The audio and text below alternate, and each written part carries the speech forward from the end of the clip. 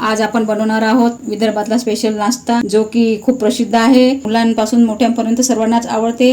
आणि हा शाळेमधली सुट्टी झाली की तिथे घेऊन बसतात बायका वगैरे. प्रत्येक चौकामध्ये सुद्धा उपलब्ध आहे. असा हा विदर्भातला स्पेशल नाश्ता आपण बनवणार आहोत. खूप प्रसिद्ध आहे आणि खूपच टेस्टी आहे. याच्यासाठी आपल्याला साहित्य लागणार आहे. 5-7 आलू घेतलेले आहेत, उकळून घेतले, स्वच्छ धुवून आणि याचे बारीक बारीक असे काप केलेले आहेत. तर याच्यासाठी फोडणीसाठी साहित्य आहे. 2 कांदे घेतलेले आहे, 3-4 हिरव्या मिरच्या घेतल्या आहे, 1 मोठा टोमॅटो घेतला आहे, हळद घेतली आहे, चवीनुसार मीठ घेतलेलं आहे आणि धनेपूड घेतला आहे. इकडे मोहरी आणि जिरे घेतलेले आहे. तुमच्याकडे जर कोथिंबीर असेल हिरवी तर ते तुम्ही टाकू शकता, त्याने सुद्धा खूप छान चव येते. चला तर आपण कृतीला सुरुवात करूया. कढई आपण गॅसवर ठेवलेली आहे.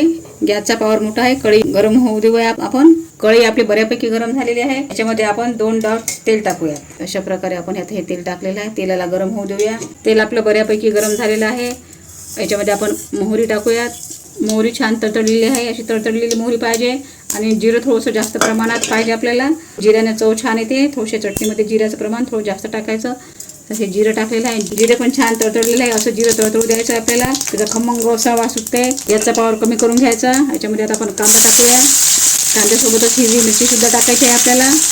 याला आपल्याला फिरवून घ्यायचं आहे. याला आपल्याला भाजीसारखं लाल होऊ द्यायचं नाही आहे. आपल्याला याला फक्त मऊ करायचं आहे. थोडा लालसर रंगावर येत आहे. अशा प्रकारचाच कांदा आपल्याला पाहिजे. याच्यामध्ये आता आपण टोमॅटो टाकूया. टोमॅटो चिरला होता, हा एक टोमॅटो टाकायचा आहे आपल्याला. आपल्याला फिरवून घ्यायचं आहे. 2 मिनिटासाठी झाकण ठेवू. कारण टमाटे आपण मऊ करून घेऊयात. 2 मिनिटासाठी झाकण ठेवून मऊ होऊ द्यायचे टमाटे. 2 मिनिटं झालेली आहे. होऊयात आपण टोमॅटो आपला मऊ झालेला आहे. त्याचं टोमॅटो सुद्धा आपला बऱ्यापैकी मऊ झालेला आहे, तुम्ही पाहू शकता.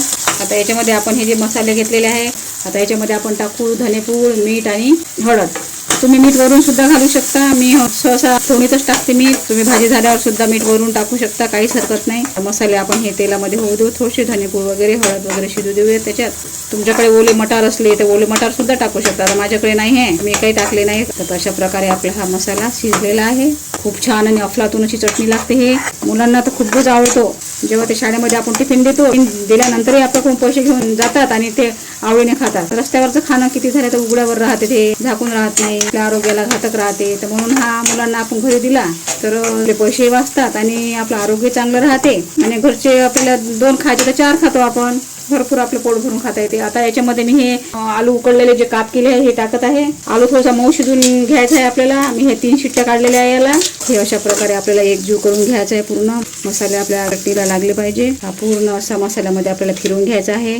चमच्याने आपल्याला असा बारीक करायचा आहे. याच्यामध्ये असा चमच्यानेच आपल्याला बारीक करायचा आहे. जेवढा बारीक आपल्याला करता येईल तेवढा हा चांगला होते. हे अशा प्रकारे आपल्याला पूर्ण मसाल्यामध्ये फिरवून घ्यायचं आहे. आपण याला 2 मिनिटं झाकण ठेवून वाफ काढूया. कारण का शिजलेला आलू आहे, याला जास्त आपल्याला शिजवण्याची काहीच गरज नाही. फक्त मसाल्यामध्ये आपल्याला होऊ द्यायचं आहे. तर 2 मिनिटं याला झाकण ठेवून वाफ काढून घेऊया. जोपर्यंत आपली भाजी होत नाही तोपर्यंत आपण इकडे तेल गरम करायला ठेवलेलं आहे. तेल बऱ्यापैकी गरम होत आहे. त्याला थोडा वेळच लागते. तोपर्यंत आपण आपली भाजी पाहूयात. 2 मिनिटं झालेली आहे. भाजी पण आपली बऱ्यापैकी झालेली आहे. कलर पहा किती छान आलेला आहे. अशी बारीक करायची आहे आपल्याला चटणी. आपल्याला जेव्हा भाजीसोबत खातो तशी बनवायची नाही. आपल्याला मोठ्या मोठ्या फुडीची अशी बारीक करून घ्यायची आहे. चला तर मग आपली ही आलूची चटणी तयार झालेली आहे. याला आता आपण झाकण ठेवून थंड होऊ देऊयात आणि दुसऱ्या कृतीकडे लागूयात. इथे मी हे 10-15 नरडे घेतलेले आहे. आमच्याकडे नरडे म्हणतात इकडे विदर्भात. तसे पोंगे सुद्धा म्हणतात आणि फिंगर सुद्धा म्हणतात. तर हे खूपच प्रसिद्ध आहे आमच्याकडे. मुलांना खूपच आवडतात. तर मी दर आठवड्याला करत असते हा मेनू. हा नाश्ता जो असते तो दर आठवड्याला मला मुलांसाठी करावाच लागतो, कारण का त्यांना आवडते. मग ते रस्त्यावरचं काहीच खात नाही. तर अशा प्रकारे त्यांना रस्त्यावरचं खाणं टाळायचं असेल तर आपण घरी हा मेनू बनवू शकतो.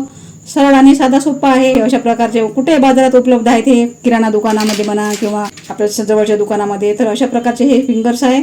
तर याला आपण तळून घेऊयात. तेल आपलं बऱ्यापैकी गरम झालेलं आहे, कारण पावर मोठाच ठेवलेला आहे. आपल्या फुल पावरामध्येच हे नरडे तळून घ्यायचे आहेत. कमी पावरामध्ये हे तळत नाही, त्याला असे गोल गोल हे पडतात. आज आपल्याला प्लेन असे नरडे तळायचे असेल तर कमी पावराचंच तळायचे आहे. आपण आता हे 2 टाकून पाहूयात. तेल गरम झालं काय तर हे बघा कसे वर येत आहे. अशा प्रकारे असे प्लेन हे अशा प्रकारे हे तेल आपलं गरम झालेलं आहे आणि लवकरच तळून बाहेर येतात. आता कढई मोठी असल्यामुळे थोडी मी जास्तच टाकते. तुमच्या जर कढई जर छोटी असेल तर तुम्ही थोडं कमी टाकू शकता. भरपूर एका कढईमध्ये भरपूर प्रमाणात आपले नरडे तयार होऊन निघते. हे बघा पाहू शकता तुम्ही.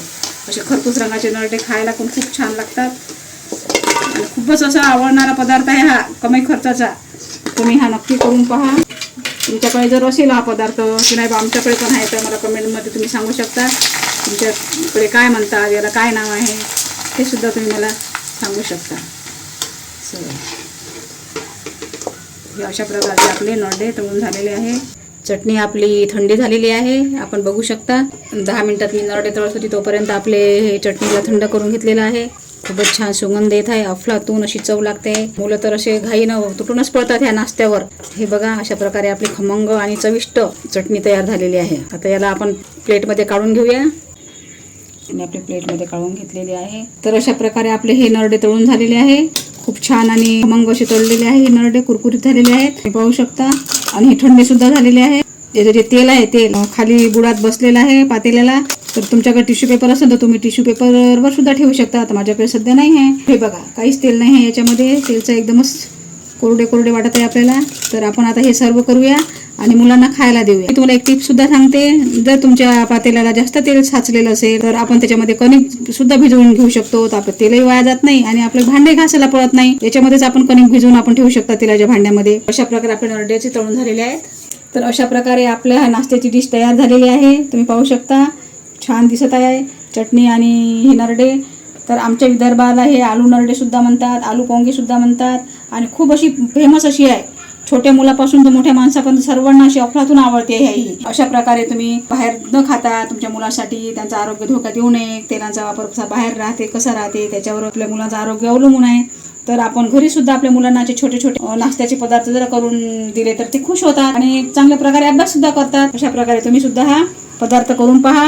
खायची पद्धत अशी, याच्यामध्ये असं भरायचं आहे, अशा प्रकारे आपल्याला याच्यामध्ये घ्यायचं आहे असं आणि आपल्याला खायचं आहे. पुन्हा खाऊन झाले की पुन्हा अशा प्रकारे आपल्याला घेऊन अशा प्रकारे खायचं आहे. खूपच छान आणि अफलातून लागते. तुम्ही करून पहा. काहीच खर्च नाही याला, काहीच 15 ते 20 मिनिटाच्या टाईममध्ये हा खमंग असा नाश्ता तयार होतो. तर अशा प्रकारच्या साध्या आणि सोप्या रेसिपी नाश्त्याच्या म्हणा भाजीच्या म्हणा मी तुमच्यासाठी घेऊन येते. तुम्हाला आवडतीलच. आवडल्यानंतर तुम्ही मला लाईक आणि शेअर करा आणि कमेंट पण सुद्धा करा. धन्यवाद.